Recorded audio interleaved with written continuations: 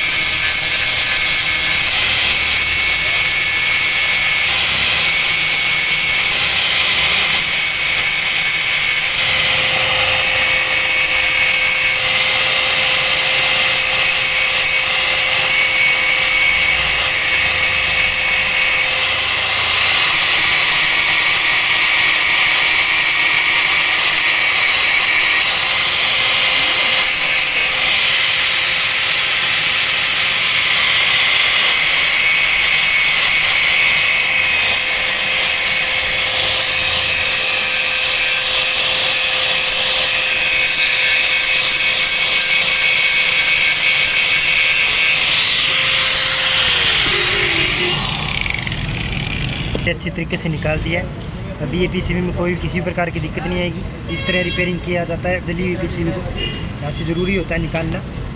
Okay दोस्तों।